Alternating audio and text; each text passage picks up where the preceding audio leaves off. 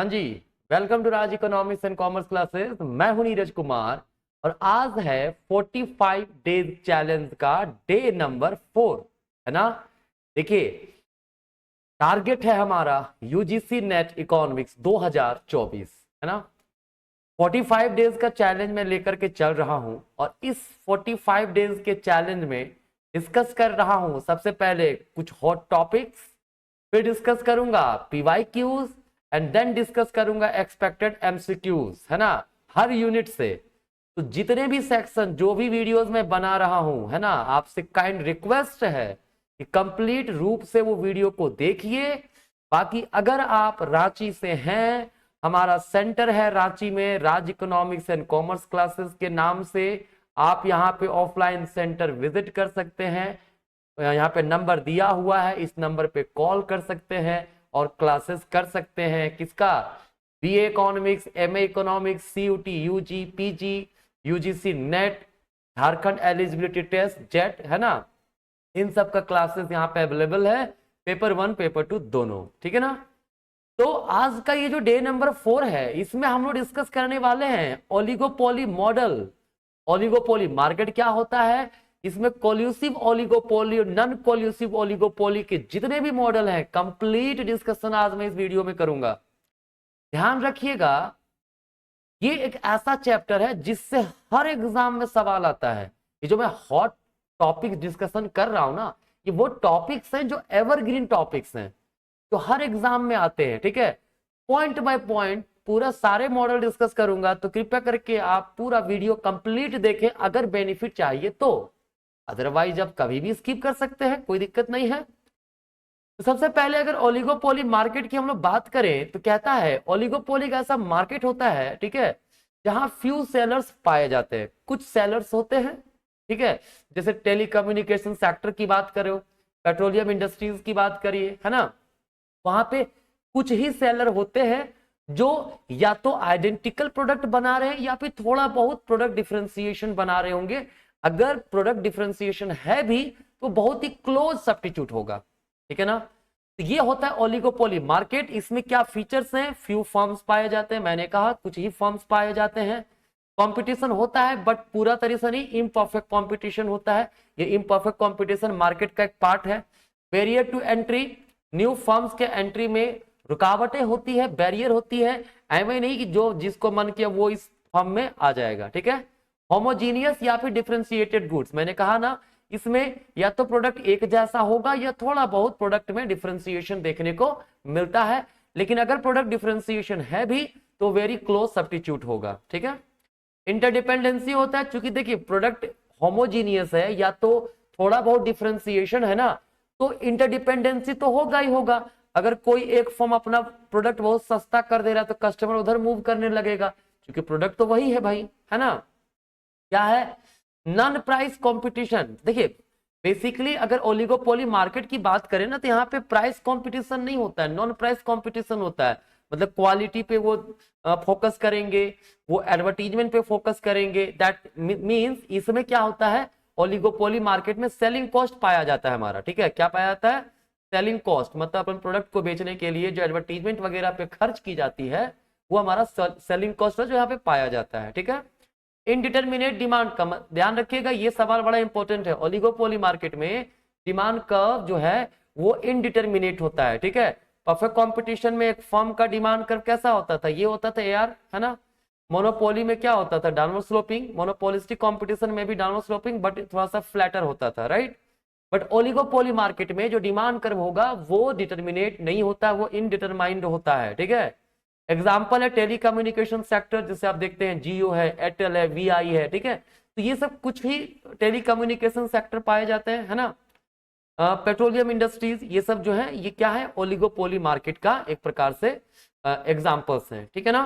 चलिए, दो प्रकार के ओलिगोपोली मार्केट का हम लोग स्टडी करते हैं। एक होता है कोल्यूसिव ओलिगोपोली, है ना, एक होता है नॉन कोल्यूसिव ओलिगोपोली। अगर कोल्यूसिव ओलिगोपोली की बात करें, मतलब समझौता वाला अल्पाधिकार, है ना, ओलिगोपोली। इसमें क्या होता है, जो भी फर्म्स होते हैं ओलिगोपोली मार्केट के, वो कंपटीशन को अवॉइड करने के लिए आपस में मिलके एक म्यूचुअल एग्रीमेंट बनाते हैं एंड वो डिसाइड करते हैं कि at what price we should produce the goods, है ना, at what price we should sell the product, ठीक है, and how much quantity we should produce. ये सारी चीजें जो है वो डिसीजन लिया जाता है, जहां पे क्या होता है कुछ फर्म्स मिल के बात काम करते हैं, ठीक है। इसीलिए कहा जाता है कोलिसिव ओलिगोपोली में म्यूचुअल एग्रीमेंट्स होता है, किस चीज पे, प्राइस एंड आउटपुट पे, ठीक है। और ऐसा एग्रीमेंट क्यों करते हैं, ताकि कंपटीशन ना हो। अरे कुछ ही फर्म्स हैं, अपने में कितना कंपटीशन करेंगे भाई, उससे अच्छा है कि मिल जाते हैं ना, मिल के काम करते हैं, ठीक है, ये वही वाला चीज है। अब ऑब्वियस सी बात है, जब मिलके काम करेंगे तो they behave as a monopoly, तो ये मोनोपोली की तरह बिहेव करने लगते हैं, क्योंकि सब मिलके एक ही डिसीजन ले, जो होगा प्राइस सब मिलके डिसाइड करेंगे, तो एज अ मोनोपोली वो लोग वर्क करने लगते हैं।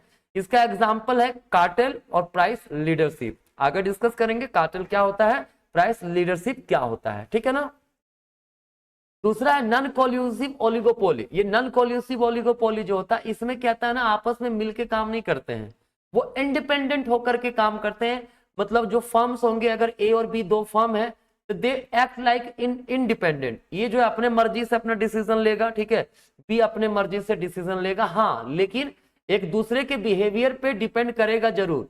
बी कैसा कर रहा है उसको ए देखेगा जरूर, आपस में मिलके तो काम नहीं करेगा, लेकिन इंटरडिपेंडेंसी को वो पहचानेगा। अगर ए अपने प्रोडक्ट में किस तरह से मतलब मार्केटिंग कर रहा है, नहीं कर रहा है, उसको बी जरूर ऑब्जर्व करेगा, ठीक है, क्लियर है।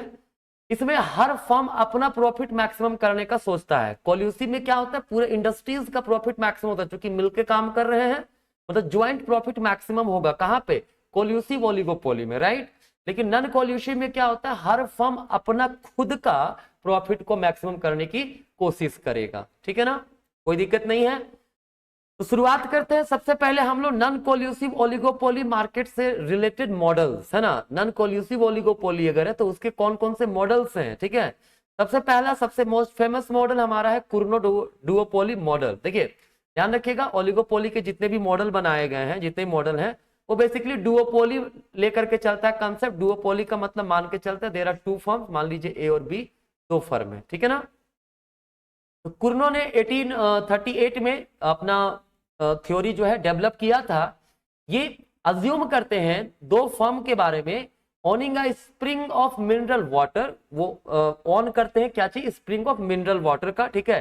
दोनों आइडेंटिकल प्रोडक्ट बनाते हैं विथ जीरो कॉस्ट, मतलब कॉस्ट जीरो है। मार्जिनल कॉस्ट इसमें क्या अज्यूम किया गया है, marginal cost of producing one additional unit is zero, ठीक है ना।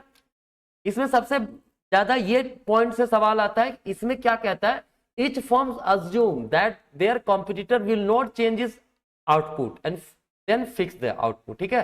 मतलब क्या है, जो कॉम्पिटिटर फर्म है वो अपने आउटपुट को कांस्टेंट रखेगा, ये अज्यूम करता है, ठीक है ना। मतलब आउटपुट, कॉम्पिटिटर आउटपुट फिक्स रखेगा, ये अजम्पशन किसका है, कुर्नो का है, याद रखिएगा, ठीक है।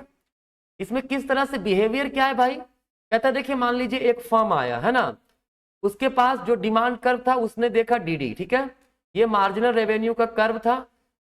मार्जिनल रेवेन्यू क्योंकि मार्जिनल कॉस्ट तो जीरो है, तो ये मार्जिनल कॉस्ट यहाँ पे होगा हमारा, तो M R equal to M C यहाँ हुआ, तो यहाँ पे प्रोडक्शन करेगा एट प्राइस कितना, ओपी, ठीक है। ये कितना प्रोडक्शन कर रहा है, half of the total product, क्या कर रहा है, half of the total product, ठीक है।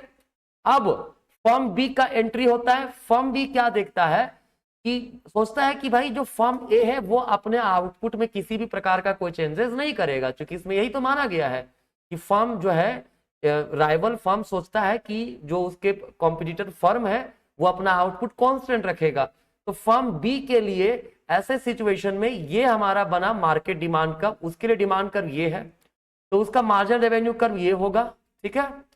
और मार्जिनल रेवेन्यू मार्जिनल कॉस्ट यहाँ इक्वल हुआ इस पॉइंट पे, तो वो हाफ का हाफ, मतलब हाफ बचा हुआ था ना, ए से यहाँ तक, ओ से ए इतना तो फर्म ए प्रोडक्शन कर रहा था, बचा कितना था, ए से यहाँ तक उसके लिए मार्केट बचा था, तो वो हाफ ऑफ हाफ करता है प्रोडक्शन, कितना करता है, half of half, that is 1/4 जो है वो प्रोडक्शन करता है, ठीक है, प्राइस P1 पे। तो इस तरह से फिर क्या होगा, फिर फर्म ए आएगा, वो हाफ करेगा, ये जो मार्केट बचा उसका हाफ, इस तरह ये कंटिन्यू एक्शन रिएक्शन चलता जाएगा, ठीक है।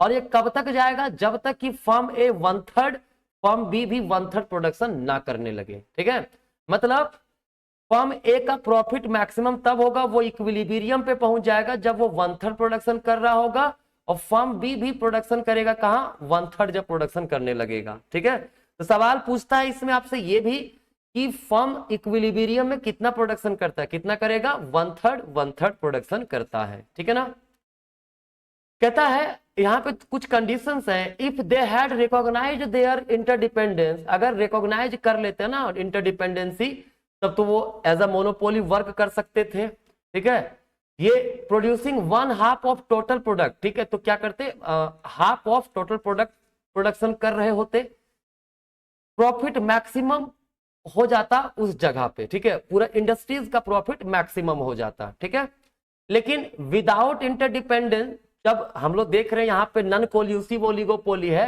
वो इंटरडिपेंडेंसी रिकॉग्नाइज नहीं करते हैं, तो वो क्या करते हैं, 1/3 प्रोडक्शन करते हैं, और टोटल कितना प्रोडक्शन करेंगे, देखिए 1/3 + 1/3 दैट इज 2/3, इतना प्रोडक्शन वो टोटल कर रहे होते हैं। ठीक है, वो बेचते हैं मोनोपोली से कम प्राइस पे, लेकिन हाँ याद रखिए कॉम्पिटिटिव प्राइस से ज्यादा, परफेक्ट कॉम्पिटिशन का जो प्राइस होगा उससे ज्यादा पे बेचेगा, बट मोनोपोली के प्राइस से कम। इंडस्ट्री का प्रॉफिट मैक्सिमम नहीं होगा, बल्कि फर्म्स का प्रॉफिट मैक्सिमम होगा। ठीक है ना, कोई दिक्कत नहीं है। अब इसका रिजल्ट क्या हुआ, कहता है कुर्नो मॉडल जब वो स्टेबल इक्विलिब्रियम पे लीड करता है, मतलब 1/3 जो है इक्विलिब्रियम फर्म ए का फर्म बी का, ये स्टेबल इक्विलिब्रियम है, वहां से हटना कोई भी फर्म नहीं चाहेगा। ठीक है ना, ये सवाल भी आता है स्टेबल इक्विलिब्रियम पे कुर्नो मॉडल जाता है या नहीं जाता है, तो याद रखिएगा ये स्टेबल इक्विलिब्रियम पे जाएगा। ठीक है, दैट इज नेस्ट इक्विलिब्रियम भी बोलते हैं, नेस्ट इक्विलिब्रियम जहां से कोई इंडस्ट्री कोई फर्म हटना नहीं चाहता है। ठीक है, कोई दिक्कत नहीं है। चलिए अब है इसमें नेक्स्ट है बर्ट्रेंड डुओपोली मॉडल, इसने 1883 में दिया है। कुर्नो मॉडल, इसमें डिफरेंस क्या है, कुर्नो ने क्या अज्यूम किया था, rival firm will fix it's output, मतलब राइवल फर्म जो है आउटपुट कांस्टेंट रखेगा। इसमें माना गया है राइवल फर्म जो होगा वो अपना प्राइस कांस्टेंट रखेगा। ठीक है ना, कुर्नो ने क्या कहा, rival firm will keep the output constant, Bertrand ने क्या कहा, rival firm will keep their price constant. ठीक है ना, कोई दिक्कत, इसमें प्राइस कांस्टेंट माना है, राइट, कि राइवल फर्म कांस्टेंट रखेगा।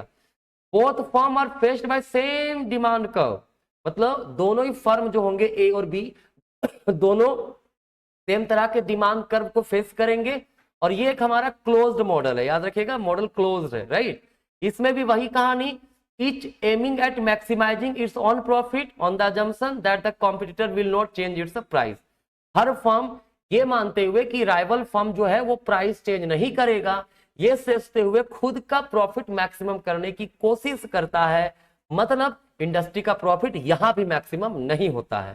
ठीक है, आउटकम क्या, इसका क्या क्या रिजल्ट आता है बर्ट्रेंड मॉडल में, ध्यान रखिएगा, मैं जितनी भी चीजें बता रहा हूं सारे पॉइंट बाय पॉइंट डिस्कस कर रहा हूं, यही आपका जितना बता रहे यही मेन आपका इंपॉर्टेंट है, यहीं से सवाल ज्यादातर आता है। ठीक है, इसका भी आउटकम है कि ये भी स्टेबल इक्विलिब्रियम पे पहुंचेगा, याद रखिए कुर्नो भी पहुंचा स्टेबल में, ये भी पहुंचा स्टेबल इक्विलिब्रियम में। फिर क्या है, it never maximise industry profit but maximise their own profit, मैंने कहा ना इंडस्ट्री का प्रॉफिट मैक्सिमम नहीं होगा, प्रॉफिट किसका मैक्सिमम होगा, हर फर्म का प्रॉफिट मैक्सिमम होगा। ठीक है, इंडस्ट्री प्रॉफिट कैसे मैक्सिमम हो सकता था, अगर वो फर्म अपने पास्ट मिस्टेक्स को पहचान लेते, वो इंटरडिपेंडेंसी पहचान के साथ में मिल के काम करते तब। ठीक है, कोई दिक्कत। एक और चीज में दिया गया है कि इक्विलिब्रियम प्राइस जो होगा ना वो कॉम्पिटिटिव प्राइस होगा, ये याद रखिएगा। कुर्नो ने कहा जो प्राइस होगा कॉम्पिटिटिव प्राइस से ज्यादा होगा, मोनोपोली से कम होगा, बट इसमें क्या कहा गया कि प्राइस जो होगा वो कॉम्पिटिटिव प्राइस होगा। ठीक है ना, कोई दिक्कत नहीं। चलिए थर्ड नंबर है एजवर्थ डुओपोली मॉडल, ये क्रिटिसिज्म है ओवर बट कुर्नो मॉडल, है ना। एजवर्थ ने क्या किया है, क्रिटिसाइज किया है कुर्नो को। ठीक है, 1881 में ये थ्योरी दिया गया है। इसमें क्या कहा, his rival will continue to charge the same price irrespective what he is charging. ठीक है, इसमें राइवल फर्म जो है वो जो चार्ज कर रहा था वो चार्ज करता रहेगा। ठीक है, स्लाइट मॉडिफिकेशन है, बर्ट्रेंड मॉडल में भी थोड़ा बहुत चेंजेस किया गया है। क्या बोला है, the productive capacity of each of the duopolists is limited, मतलब प्रोडक्शन करने की जो कैपेसिटी है वो हर डुओपोलिस का सेम है, मतलब लिमिटेड है, सीमित है, ठीक है। फिर homogeneous product with zero cost, जैसा कुर्नो ने कहा था जीरो कॉस्ट का अजम्पशन इसमें भी लिया गया, जीरो कॉस्ट, साथ ही साथ मानता है कि जो प्रोडक्ट है वो होमोजीनियस है, ठीक है। इन्होंने क्या रिजल्ट दिया है, इन्होंने सिंपली कहा है कि प्राइस ऑसिलेट करेगा किसके बीच में, मोनोपोली प्राइस और कॉम्पिटिटिव प्राइस के बीच में, मतलब कोई फिक्स प्राइस नहीं होगा। कुर्नो ने कहा, क्या बोला था, जो प्राइस होगा वो लोअर होगा मोनोपोली से, but it will be higher than competitive price, ठीक है ना। वहीं बर्ट्रेंड ने क्या कहा कि जो प्राइस होगा वो कॉम्पिटिटिव प्राइस होगा। इन्होंने कहा रेंगता रहेगा मोनोपोली प्राइस और कॉम्पिटिटिव प्राइस के बीच में, ठीक है ना। तो इस कारण से यहाँ पे नो स्टेबल इक्विलिब्रियम, ठीक है। Cournot Bertrand stable equilibrium, Edgeworth no stable equilibrium, ठीक है ना, कोई दिक्कत नहीं, याद रखोगे सब चीजें। कितना सिंपल वे में हर एक चीज आपको बता दे रहे हैं। काइंडली ये वीडियो अगर आप पूरा देख लोगे ना, हमको लगता है ओलिगोपोली मॉडल से जो भी क्वेश्चन आएगा आपका 100% बन जाएगा, ठीक है। तो नेक्स्ट मॉडल जो है आपका चैम्बरलिन ओलिगोपोली मॉडल, ठीक है। ये स्मॉल ग्रुप मॉडल भी इसको कहते हैं। कहता है if firm do not recognise their interdependence the industry will reach either Cournot equilibrium और बर्ट्रेंड इक्विलिब्रियम, मतलब जो फर्म्स है ना डुओपोली में, अगर वो अपना इंटरडिपेंडेंसी नहीं पहचानते हैं तो या तो कुर्नो इक्विलिब्रियम में पहुंच जाएगा या फिर बर्ट्रेंड वाला इक्विलिब्रियम में पहुंच जाएगा, ठीक है। For him the firm do recognise interdependency, Chamberlin का मानना था कि फर्म जो होते हैं ना वो अपना इंटरडिपेंडेंसी है वो क्विकली पहचानते हैं और अपने पास्ट मिस्टेक से क्या है सीखते हैं और अपने नए प्लान्स को बनाते हैं, ठीक है। रिजल्ट क्या होगा, इसमें स्टेबल इक्विलिब्रियम रहेगा। अभी तक मैंने जो चार बताया, चौथा बता रहा हूं, सिर्फ एजवर्थ ही था जो अनस्टेबल इक्विलिब्रियम था, ठीक है। क्या है, with monopoly price and monopoly output industry profit is maximise, ठीक है। अगर रिकॉग्नाइज कर लिए अपना इंटरडिपेंडेंसी तो ऑब्वियस सी बात है एज अ मोनोपोली वर्क करेंगे और मोनोपोली के रूप में वर्क करेंगे तो पूरे इंडस्ट्री का प्रॉफिट जो होगा वो क्या होगा, मैक्सिमम होगा, ठीक है। The monopoly solution can be achieve without collusion, मतलब बिना किसी कोल्यूजन के जब सीख गए समझ गए कि भाई देखो वो इंडस्ट्री ऐसा है, मेरा इंडस्ट्री मेरा फर्म ऐसा है, अगर वो सब चीज पहचान लिए, ठीक है, तो बिना कोल्यूजन किए हुए भी अचीव किया जा सकता है क्या, मोनोपोली सॉल्यूशन, ठीक है। ये सिंपली क्या है, एडवांस मॉडल है, बाकी जितने भी मॉडल्स हैं वो उसका एक एडवांस है। ये बेसिकली रियलाइज करता है क्या चीज, इंटरडिपेंडेंसी का, ठीक है। मतलब कहता है कि इंटरडिपेंडेंसी पहचानना चाहिए, जब पहचान जाएंगे तो फिर मोनोपोली सॉल्यूशन पे पहुंच जाएंगे हम लोग, ठीक है ना। ये था हमारा चैम्बरलिन का मॉडल, क्लियर। नेक्स्ट है किंग्ड मॉडल, ठीक है। ये किंग्ड मॉडल जो है ये पॉल स्वीजी के द्वारा दिया गया, बड़ा इंपॉर्टेंट मॉडल है, आप लोग ग्रेजुएशन वगैरह में अक्सर इसको पढ़े होंगे, है ना। 1939 में दिया गया है। कहता है इन्होंने किंग्ड मॉडल जो टॉपिक दिया है, इन्होंने बेसिकली क्या कहा है ना कि जो हमारा मॉडल होता है, डिमांड होता है, वो कुछ इस प्रकार का होता है। देखिए मतलब पहले इलास्टिक होता है डिमांड कर्व, फिर मुड़ता है, वहां से इलास्टिक बन जाता है, पहले इन इलास्टिक, पहले इलास्टिक, अपर पार्ट इलास्टिक मतलब greater than 1, lower part in elastic less than 1। ये जहां पे मुड़ा इस पॉइंट को बोलते हैं किंक्ड पॉइंट, क्या बोलते हैं, किंक्ड पॉइंट, ठीक है। देखिए यहाँ पे दिया हुआ है अपर पोर्शन जो है वो इलास्टिक पोर्शन है, ये लोअर पोर्शन जो है हमारा वो इन इलास्टिक पोर्शन है, और ये जो पॉइंट हमारा यहाँ पे बना ये बना हमारा किंक्ड पॉइंट, ठीक है, क्लियर है। क्या कहता है, इन्होंने क्या कहा है, देखिए हाँ, प्राइस का डिटर्मिनेशन कैसा है वो समझते हैं। क्योंकि ये डिसकंटिन्यूअस होता है, पहले इलास्टिक फिर इन इलास्टिक, राइट, ये डिमांड कर्व हमारा है, इस कारण से मार्जिन रेवेन्यू पहले तो डिक्रीज करता है ऐसा ही, लेकिन जब किंग्ड बनता है यहाँ पे तो फिर वहां से डिसकंटिन्यू हो जाता है, वो नीचे की ओर सीधा चला जाता है, फिर ये इधर मुड़ता है, ठीक है। तो एमसी कर्व यही जो डिसकंटिन्यूअस वाला पॉइंट है यहीं से एमसी कर्व इंटरसेक्ट करेगा, तो M R equal to MC होगा, प्राइस का डिटर्मिनेशन यहाँ पर होगा, मतलब ओपी प्राइस होगा, क्वांटिटी यहाँ पे ओक्यू रहेगा, ठीक है। ध्यान रखिएगा, लो अपर पोर्शन जो इलास्टिक दिखाता है, ठीक है, यहाँ पे ये कहा गया है कि अगर कोई भी फर्म अपना प्राइस बढ़ाएगा तो राइवल फर्म जो उसके होंगे वो उसको फॉलो नहीं करेगा, क्योंकि इलास्टिक है ना, प्राइस बढ़ेगा डिमांड काफी ज्यादा घट जाता है, ठीक है। तो अगर एक फर्म प्राइस बढ़ा रहा है दूसरा उसको फॉलो नहीं करेगा, तो जो प्राइस बढ़ाया उसको कोई बेनिफिट नहीं मिलेगा, वो डूब जाएगा, है ना। तो वो प्राइस बढ़ाना कोई भी चाहेगा नहीं। अगर प्राइस घटाए इधर, मतलब इधर आरडी वाला सेक्शन में, तो इधर इनइलास्टिक है, प्राइस घटाएगा भी तो डिमांड थोड़ा बहुत बढ़ेगा, तो कोई भी फर्म प्राइस घटाना भी नहीं चाहता, क्योंकि भाई घटाएंगे थोड़ा ही बहुत डिमांड बढ़ेगा, क्या ही फायदा हो जाएगा, ठीक है। दूसरी बात है, अगर एक फर्म प्राइस घटाया ना, दूसरा सब उसको फॉलो करेगा, क्योंकि कोई भी अपना कस्टमर लूज करना नहीं चाहेगा ना, ठीक है। तो क्या क्या है इसमें समझिएगा। कहता है एक फर्म इंक्रीज करता है प्राइस तो कॉम्पिटिटर विल नॉट फॉलो, ध्यान रखिएगा। अगर कोई प्राइस बढ़ाएगा तो उसके कॉम्पिटिटर जो होंगे वो उसको फॉलो नहीं करेगा, but follow a price reduction. लेकिन अगर प्राइस में कमी किया गया तो उसके कॉम्पिटिटर फर्म जो है वो क्या करेंगे, उसको फॉलो करना शुरू कर देंगे, ठीक है। कहता है किंक होने के कारण एमआर कर्व जो होता है वो डिसकंटिन्यू हो जाता है at the level of output. मैंने यहाँ बताया ना, यहाँ पे डिसकंटिन्यूअस हो जाता है at the point of output, ठीक है। किस कारण से, डिमांड कर्व किंक होने के कारण, ठीक है ना।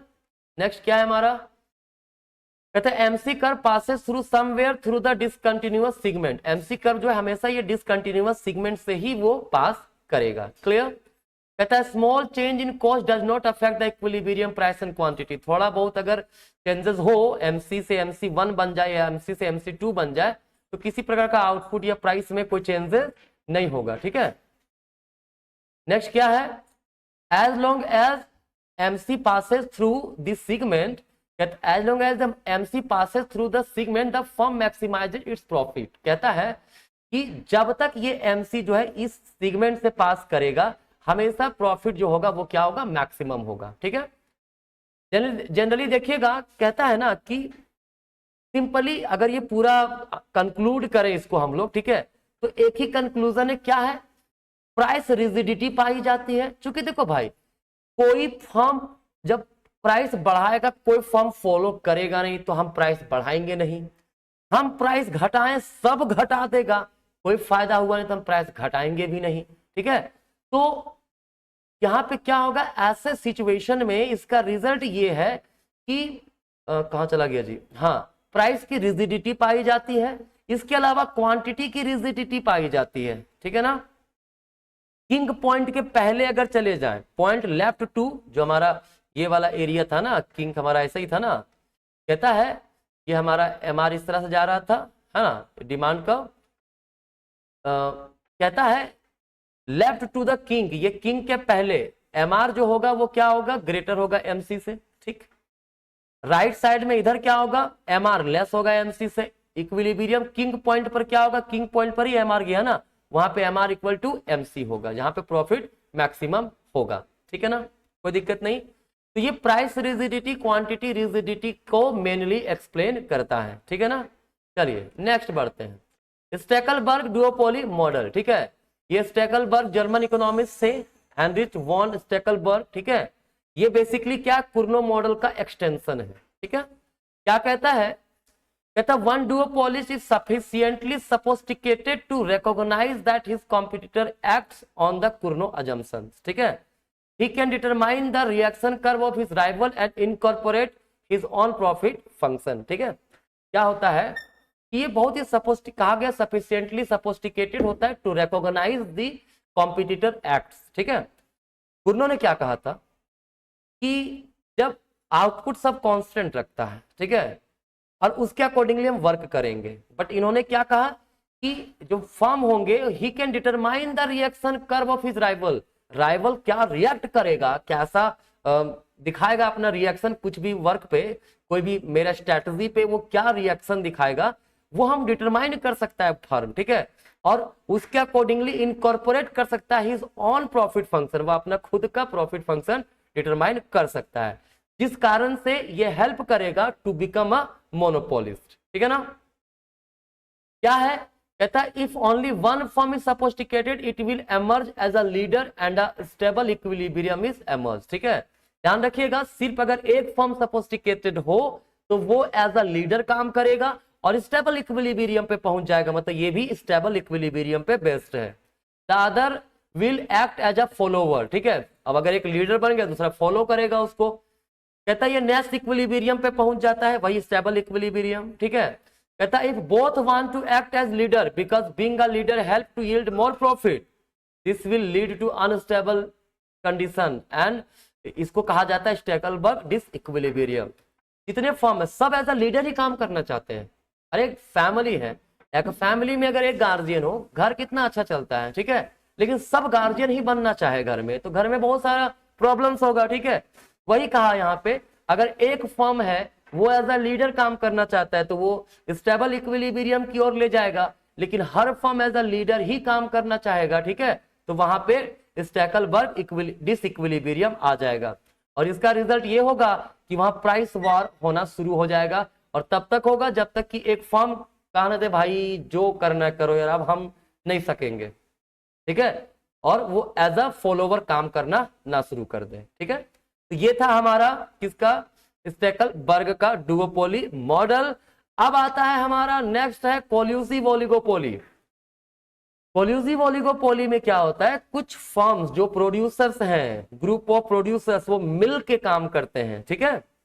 इसमें क्या तरीका होता है, एक तो होता है कार्टेल। कार्टेल क्या होता है, कार्टेल होता है मतलब कुछ ग्रुप ऑफ प्रोड्यूसर जो है साथ में मिल करके, है ना, एक कलेक्टिवली प्रॉफिट इंक्रीज करने पे काम करे, वो होता है कार्टेल, राइट। जैसे ओपेक वगैरह बोल सकते हैं हम लोग, है ना। क्या होता है, कार्टेल भी कई रूप के होते हैं।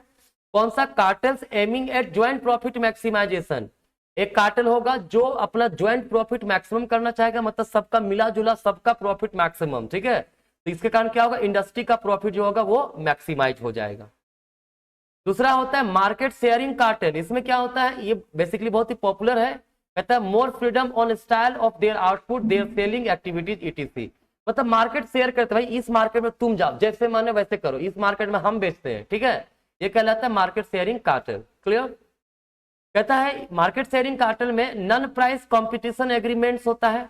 एक होता है कि कोई कंपटीशन नहीं होगा, मतलब agree on a common price at which each firm can sell any quantity demanded, ठीक है। इसमें क्या होता है ना, नॉन प्राइस कंपटीशन एग्रीमेंट एक प्रकार का एग्रीमेंट है जिसमें क्या करता है, कॉमन प्राइस सेट किया जाता है, इसी पर सब कोई बेचेंगे, है ना। Freedom of selling policy, selling policy जो होगा, एडवर्टीजमेंट करने का तरीका, क्वालिटी, अपीयरेंस, इसके लिए आजादी रहता है सबको, ठीक है। लेकिन ये अनस्टेबल होता है इन नेचर, क्लियर है। और इसमें क्या होता है, एक होता है इसमें sharing of market by agreement on quotas, मतलब क्वांटिटी में कहता है agreement on the quantity that each member may sell at agreed price, मतलब एक एग्रीड प्राइस पे कितना क्वांटिटी सेल कर सकता है कोई भी, ठीक है। इस पर एग्रीमेंट अगर बन रहा है तो वो sharing of market by agreement on quotas होता है, ठीक है। नेक्स्ट है, एक तो हो गया कार्टेल, दूसरा है प्राइस लीडरशिप। कहता है प्राइस लीडर मतलब मार्केट में एक ऐसा फर्म जो एज अ लीडर काम करेगा, बाकी जितने भी मार्केट फर्म होंगे वो उसके फॉलोवर होंगे। और ये प्राइस लीडर 3 रीजन से बन सकता है। एक होता है डोमिनेंट फर्म। कहता है अगर एक कोई ऐसा मार्केट है, कोई ऐसा फर्म है जिसका मार्केट में बहुत फैलाव है, सबसे ज्यादा उसी का बोलबाला है, मार्केट टोटल आउटपुट में सबसे अधिक प्रोपोर्शन उसी का है, ठीक है, तो वो डोमिनेट करता है बाकी फर्मों को, ठीक है। तो बाकी फर्म उसको देख के फॉलो करने की कोशिश करते हैं, ठीक है, मतलब जायंट फर्म, राइट। एक होता है लो कॉस्ट फर्म। कहता है कोई ऐसा फर्म जो लो कॉस्ट फर्म है, तो लो कॉस्ट फर्म रहेगा, कॉस्ट कम आ रहा है, प्राइस भी कम सेट करेगा, और कम प्राइस सेट करेगा तो भाई दूसरे फर्म को भी फॉलो करना पड़ेगा ना उसको। तो यहाँ पे लो कॉस्ट फर्म क्या बन जाएगा, लीडर बन जाएगा, ठीक है। फिर होता है बैरोमेट्रिक फर्म। बैरोमेट्रिक फर्म क्या होता है, इसमें एक फर्म है जो क्या करेगा, वो मेनली देखता है कि भाई अगर बहुत एक्सपीरियंस्ड है, बहुत समय से वर्क कर रहा है, तो दूसरे नए फर्म जो भी आएंगे कहीं ना कहीं उसको देख करके सीखेंगे, ठीक है। तो ये था आपका ओवरऑल ओलिगोपोली का मॉडल। मैंने काफी ब्रीफ क्विकली आपको रिवीजन करवा दिया कंप्लीट ओलिगोपोली, ठीक है। हम जानते हैं बहुत ज्यादा डिटेल में नहीं गए हैं आपके साथ, क्योंकि ऑब्वियस सी बात है अभी हॉट टॉपिक डिस्कशन कर रहे हैं, ठीक है। हम ये सोच के डिस्कशन कर रहे हैं कि आप लोग ऑलरेडी पहले से पढ़ चुके हो, मैं रिकॉल करवा रहा हूँ, रिवीजन करवा रहा हूँ, इंपॉर्टेंट क्वेश्चन क्या है और इंपॉर्टेंट टॉपिक्स क्या वो मैं डिस्कस कर रहा हूँ, ठीक है ना। तो चलिए आज का यहीं तक रहेगा, मुलाकात करेंगे नेक्स्ट वीडियो में नए टॉपिक के साथ। आप लोग काइंडली ये 45 डेज चैलेंज को सीरियसली लीजिए और देखते रहिए। चलिए, धन्यवाद।